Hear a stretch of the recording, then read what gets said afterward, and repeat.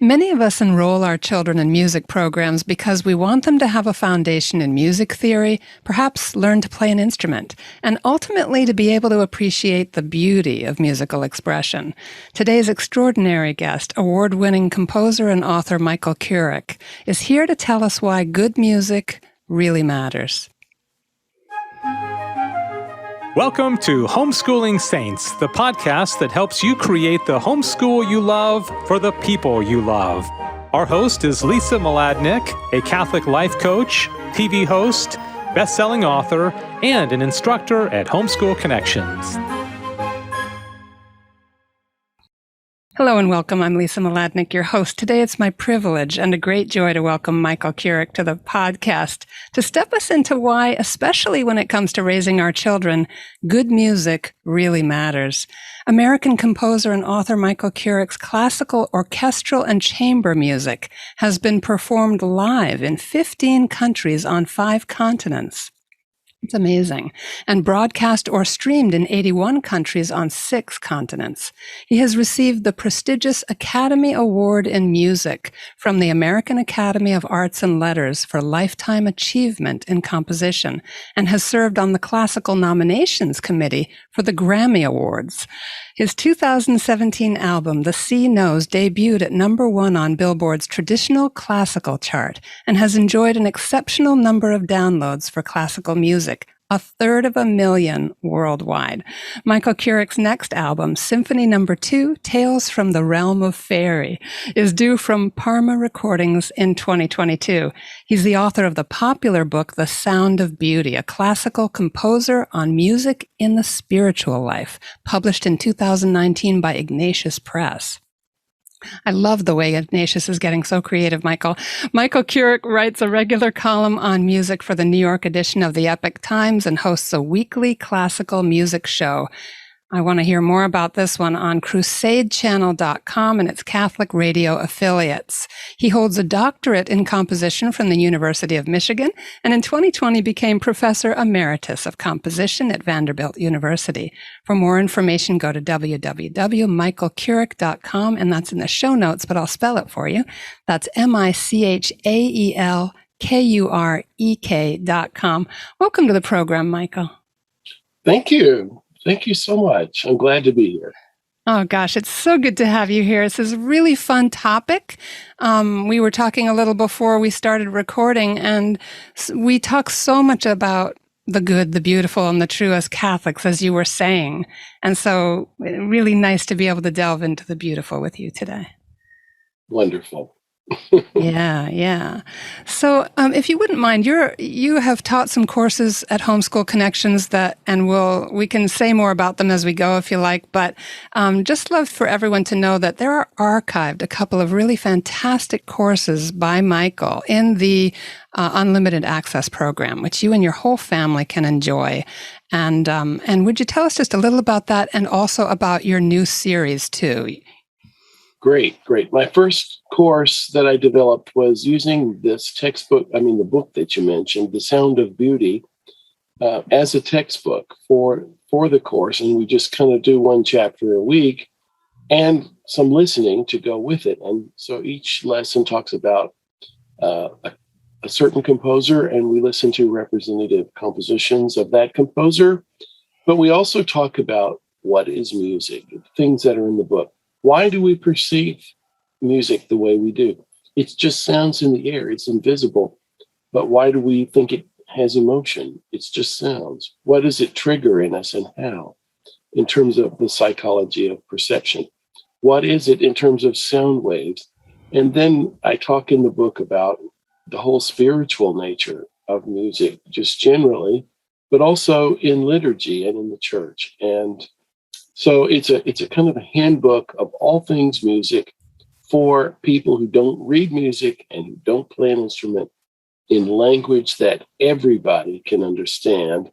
And it's proved to be popular among people who said, now I understand more about music, things I always wondered about, but I didn't have the vocabulary. So the first course is based on that.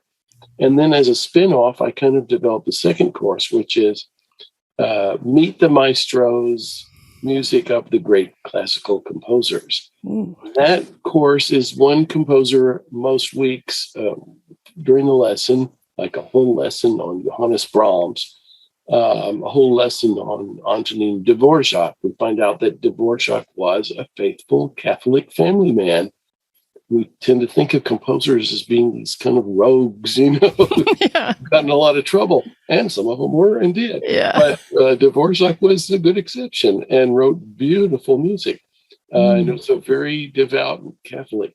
And then we have other composers who had conversions and even some who became priests. And so we talk about their spiritual life and listen to their music and just have a music appreciation course really for Catholics. And I found that the parents are as into it as the high school students that it's designed for. So I had fun taping those courses. It's just because I'm busy working also in my main day job as a composer that I don't have time to teach many more that I'd like to teach. Oh, gosh. Well, I'm so glad you've done what you have. Tell us a little bit, too, about your 21-hour series on crusadechannel.com. It's also, I know, at your website, michaelkurek.com. Yeah, it's called Catholic Adventures in Great Music. And it's a lot of fun, actually. I pick only the juiciest ones, the ones with great melodies that you cannot dislike. There's some classical music that's a little more thorny or complicated or harder to start with. You can work into those, but I start with the ones that have the great melodies, like Tchaikovsky's Nutcracker, things like that. Yeah. And it's an entree into classical music. One composer a week, most weeks, some weeks, two composers. And we listen, most of the show is me introducing a composition and thus listening to it. And you can go, but some of them, you do get some biography and some spiritual biography. Some of the, what I was going to say is that where you can reach them, actually, you don't have, I want to plug the CatholicChannel.com. They air it on that and their affiliate radio stations, which are in the southern part of the United States mostly, on Monday nights and Saturday mornings. But I've got them all on my website with their permission, archived as free streaming radio programs like podcasts. But if you want to just listen to some music with a little chit chat between a couple of corny jokes, and yeah, I make it fun. But you can just go to my website, michaelkurek.com, Kurek, and click on the Adventures page because it's Catholic Adventures in Great Music. And there you'll be able to click just the play button. You don't have to you don't have to register. You don't have to put in a password or subscribe or pay any money. It's just there as my gift to the church, and hopes Catholics will be edified and enjoy beauty, which God gave us. Wow. Thank you so much, Michael. Just so beautiful. I was listening to the C Knows not long before we started chatting today, and was so touched by the fullness of it. There's so much happens to us imaginatively in silence, but also so much can stimulate imagination, like the beauty of nature. And it just fascinated me that the spiritual life, the creative life, all the stuff that's alive in us, we almost have to rediscover it in our noisy, fast-paced world. I feel like by taking a course like this, we can reclaim something of our dignity as being made in the image and likeness of God. Could you say a little bit about that? Mm-hmm. Well, I'll get there roundaboutly, maybe, because there's a quote I love from the fairy tale author George MacDonald, who said, a fairy tale is not, the purpose of a fairy tale is not to give people things to think about, but to awaken things that are in them. And so much of our culture is trying to shove ideas at us and teach us, and it's very didactic sometimes and condescending, and even songs, our diet of listening is mostly songs with people singing, and there's nothing wrong with the genre of vocal music per se, but instrumental music has this power to tap into something, a different side of the brain, maybe, because there are no words. And there is something spiritual that is, in my opinion, activated that causes you to reflect deeply. And sometimes those pieces take you on a journey in sound, like a boat ride through time, in sound. And they capture you in a narrative and take you somewhere to another place, a transcendent place.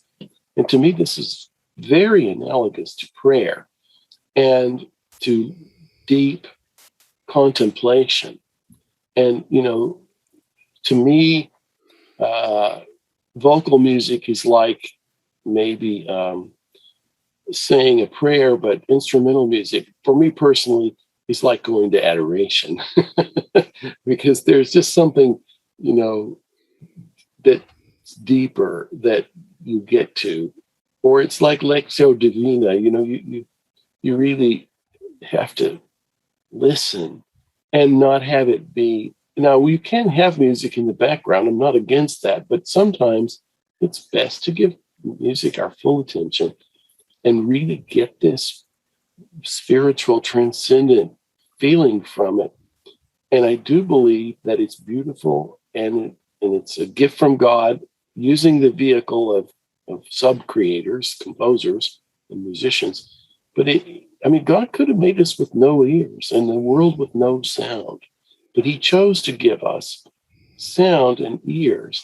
And this beauty is just glorious. I'll say one more thing, and then so I don't talk too long. Go ahead, Michael. It's great. But there's a fundamental thing of creation. In music, if you play a tone, it has overtones, which are silently sound like a string vibrates along its entire length at the main pitch, but it also vibrates simultaneously in halves. So it wiggles like this up the whole thing, but it also wiggles like this in half, and in thirds, and in fourths, and fifths. And those notes in halves gives you the octave. Well, those and so on. And those notes in the overtone series make our major scale. They make our chords. And to me, hearing just a beautiful chord sung or played by, say, a brass choir is like a rainbow or something like, the heavens are telling the glory of God. Oh, it's like the angels, singing something glorious. If you really listen, but people don't know how to listen anymore. We're bombarded with music in the grocery store. When you go on hold, there's this garbled music on the phone, and we need to just try to shut off a lot of it and then consciously listen to something edifying. Yeah, so that's a perfect place for us to jump off into. Love to find out what ignited your passion for good music, and maybe we should even just define what we mean by good music. Sure. As a child, my parents played beautiful music in the home for me.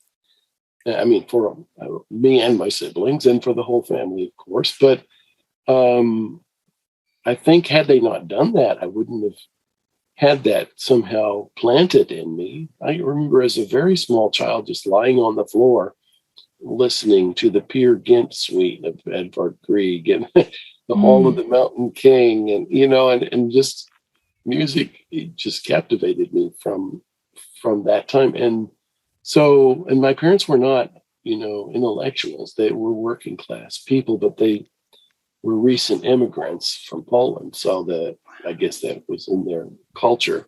But so I think for your children, it is very edifying to play. If you can find real beautiful music to play in the home, that's a way to get started. Cultivating in your child's heart a desire for it. You know, as a part of natural law, we recognize beauty. That's something God gave us. In Romans chapter 1, it says there's no excuse, you know, because of creation. God gave us, everybody can know that there is a God that exists because of creation. But they don't think that music is part of that creation necessarily. I don't think of it that way. They think of the physical, tangible music, you know, but or objects in art. But music is also part of that creation.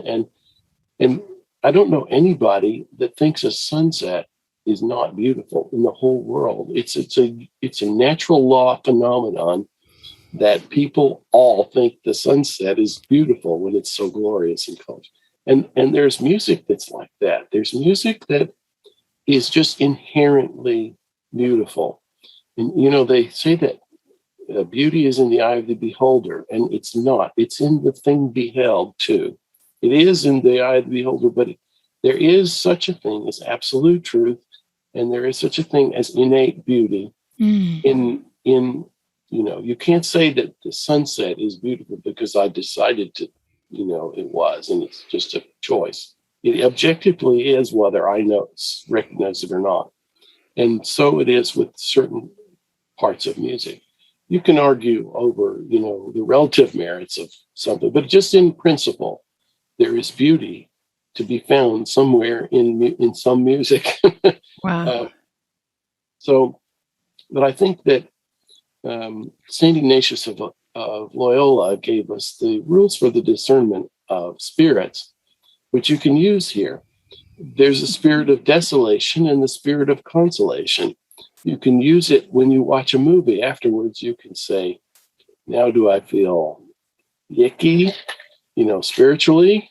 Or do I feel uplifted and edified? Did this have some redeeming value?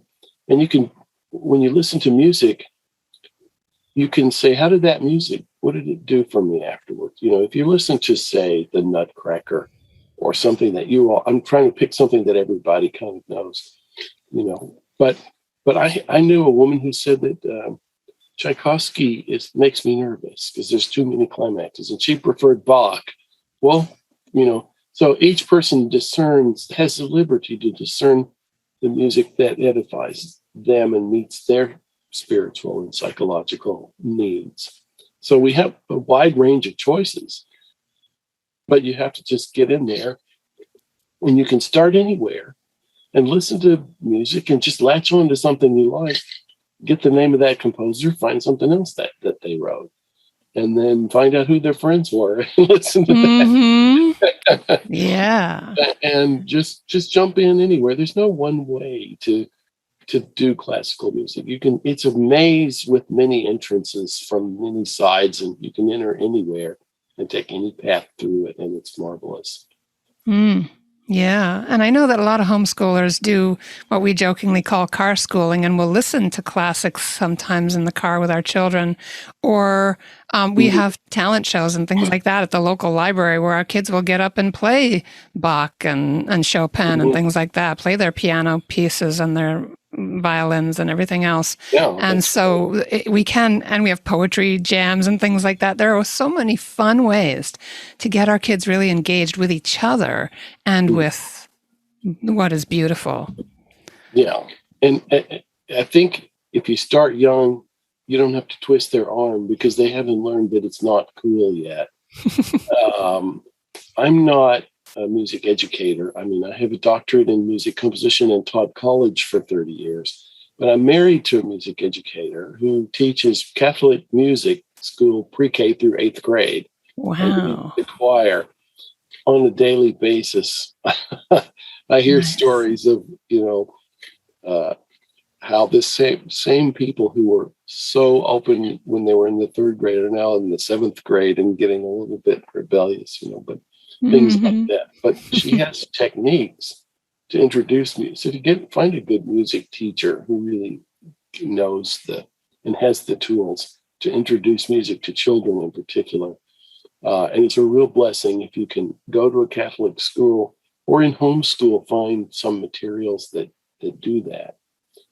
So anyway, it is important to get. It's just like, food. I mean, if you give your kids a steady diet of junk food, and that's all they know, so. Right. So we want to help them acquire a taste for this good music. Exactly. Should our kids major in music in college? Oh, it very much depends. That's a broad generality, because you can major in voice or you can major in violin. Let's just take those two. How many people out of the populace as a whole have a good singing voice? Maybe 20% or 1% or 10%. 1 out of every 10 people I know can sing, has a nice, pleasing singing voice. Maybe, or maybe it's 1 out of 20. I don't know. But it's a high number compared to the number of people who can master the violin at a professional level. That's 1 out of 10,000. Wow. So there's a lot more jobs for that. There's a lot less job competition. There's so many great singers. There's so much competition to get those singing jobs. My wife's also a musical theater performer, and that's fortunately she has her day job as a music teacher, but she, it's hard to make a living in music. So my first advice is, whatever music they major in, have a minor in something that they can do as a day job while they seek their fame and fortune in music, but also think about what's practical. A music education degree, for example, allows them to study music, but have a teaching job if they're called to teaching. If they're not, forget about it. But it also, you have to be careful what schools you choose, and this is just generally true now. I taught in the secular university, and things got more and more heated up with political correctness. And now saying that Beethoven was racist or something, or represents white supremacy, and all kinds of wacky ideas. And so, probably find a truly Christian or Catholic music department, if you can, that has the traditional canon, let's say, of music that they're going to learn. And be careful, to ask the right questions of what's being taught now. Yeah. But music majors, let me give you this statistic, and this says a lot. My alma mater, the University of Michigan, did a study 10 years after their graduates graduated with a degree in music. How many of them are still in the field of music? Only 5%. Wow. Because if they're playing an instrument, you're probably looking at them having a freelance career, which has no insurance benefits. It's one job to the next. It's not a salary. It's not a steady gig. You have to go from one wedding to the next church job to running around, trying to drum up business. And that is a profession for the young. When you get about 30, you don't want to do that anymore. A lot of people get out of music rather than have to deal with a freelance music career. So I think, think ahead, not just can they do the music degree, but what are they going to do with the music degree exactly? How will they make a living? And I don't mean to be too mundane about, it's not all about making a living. It's about, educating the soul and all of that. But you still also have to make a living. So, music you can be a doctor and have music as a hobby, but you can't be a musician and have a doctor as a hobby. Be a doctor as a hobby. So, it's fine to do an undergraduate degree in music and then go to law school, medical school, or what have you also, but just have a plan and be careful where you go and what, talk to the people about this political correctness thing, because the administration, even at Catholic colleges, Christian colleges, the administration will tell you one thing, But the faculty, if they're not on board with that and not teaching that in the classroom, it's a whole different thing than you thought you were getting. It's a bait and switch. Mm-hmm. So you got to find out, how do they enforce this philosophy, of that it's truly a Catholic school? Do the teachers have to sign a statement of faith, or in what sense are they locked in with tenure so that you can't get rid of them if they go crazy? Mm-hmm. And all kinds of things, like find out that they really are what they represent themselves to be. In the case of Christian universities, there's a lot of them that say they are, but they're no different from secular universities at the classroom level. Right. And I'm just speaking very frankly from somebody who's taught for 30 years in a secular university, which doesn't claim to be Christian. Right. It's just a lone wolf. Yeah. No, it's good to have that independence. And also, I want to circle back and just connect a couple of things. We're talking about what is good music, but we're also talking about what is a good life, and what is a good spiritual life, and what is a good education. And so this sense that what is good is part of that natural law, that ability to appreciate the beauty, that there's something in us that grows and becomes stronger and can stand against what is not good as we are fed by it. Could you close us out with any final thoughts about the importance of good music or anything related, Michael? Well, it's like food. As again, what you put in is which comes out, and you have to nowadays. I mean, classical music used to be on television. Leonard Bernstein gave lectures to young people when I was a kid on mainstream primetime channels, not on cable. They didn't have cable. And people saw Disney's Fantasia, and they heard classical music all the time. And there was a certain common body of familiarity with it. But now that's not at all true. And in fact, if you go to the Grammy nominees in a given year for pop song, the best song of the year, there 4 out of 5 of them this last year I listened to try to vote, and they were all obscene, and it was X-rated stuff. So, we have to really consciously choose our culture and our counterculture in this case. So do your due diligence to find these things. And people like me, our calling is to try to make stuff available so that you can easily find it and get it. So get that book, The Sound of Beauty. I'm not trying to sell. I'm not making any money, trust me. No, please, everybody, get The Sound of Beauty, a classical composer on music in the spiritual life by Michael Kurek. Thank you. By all means. And look at those archived courses. Go to his website, michaelkurek.com. It's in the show notes. Click on the Adventure tab to get more. Michael, as you were describing some of the choices for voting for the Grammys, I came back to what you said about St. Ignatius and the spiritual discernment. How does it make us feel? Where does it take our thoughts? What does it make possible when we soak our minds and our spirits in particular kinds of art? Gives us an openness to God. Yeah. People. It's a stepping stone to beauty, is a stepping stone into contemplation and to recognizing the existence of God. And then after that, the next stepping stone is being drawn toward God. But it's, for some people, that's a long process. Yeah. We pray for them.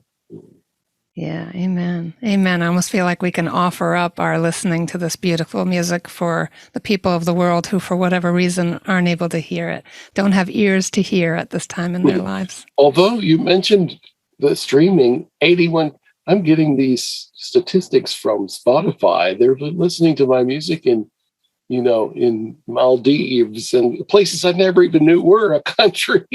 Isn't it wonderful? They have computers and somehow they're finding it. So maybe there's more hope for the world through technology to counterbalance the technology's drawbacks. Yes, indeed. Well, I feel like every time we're faced with a Goliath, God takes all the Davids and just magnifies the power of his presence in them. And I think we can trust that. Mm-hmm. You know, the Goliath of technology, the darkness of the world. We shouldn't be overwhelmed by it. It's easy to let yourself be. And I can fall into that too. And if you watch the news, especially, it's just, was it G.K. Chesterton that said that Christianity is one long losing battle until you win at the end or something? That sounds like him. He's so funny and so right. Yeah, he said, I like what he said, marriage is a fight to the death.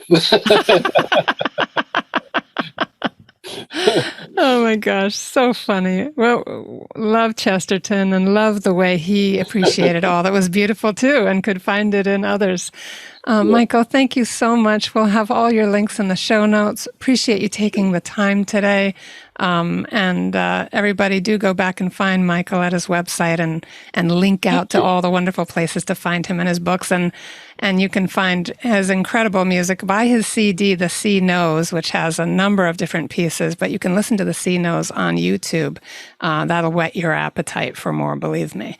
Well, there's a lot you can listen to for free on my website too. So go to the media page and just, if you want to sample it. And then throw tomatoes at the computer. You want to. Well, it's their computer. They can do whatever they want. Yeah. All right. Thanks again, Michael. And everybody, please stay tuned for our short feature coming right up.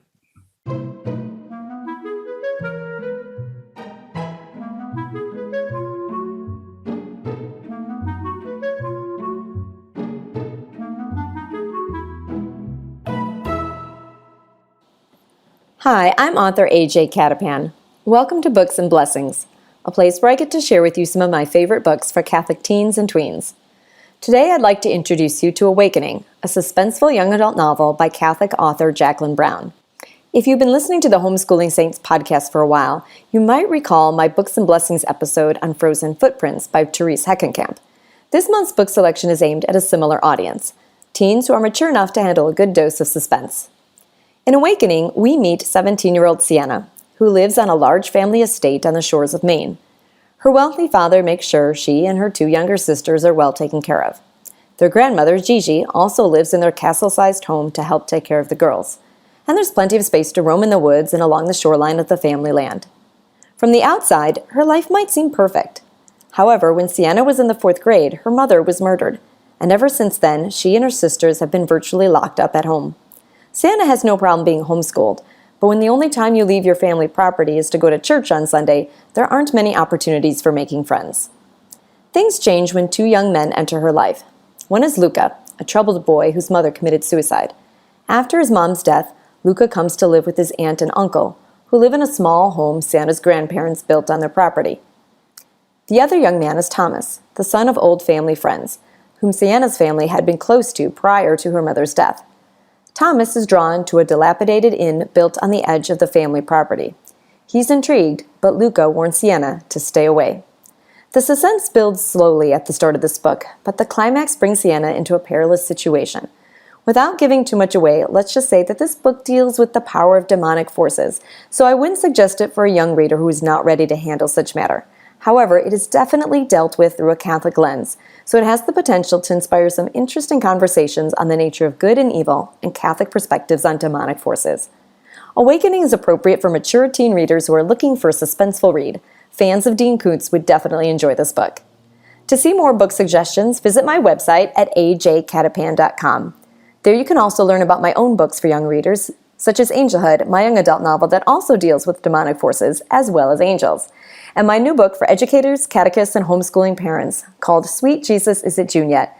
10 Ways the Gospels Can Help You Combat Teacher Burnout and Rediscover Your Passion for Teaching. Thanks for joining me on Books and Blessings. Be sure to find me online on Instagram, Facebook, and Twitter, or on my website, ajcattapan.com. Until next time, happy reading.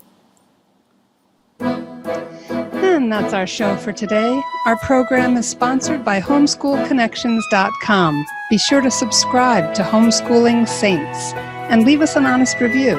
God bless you, and thank you for joining us.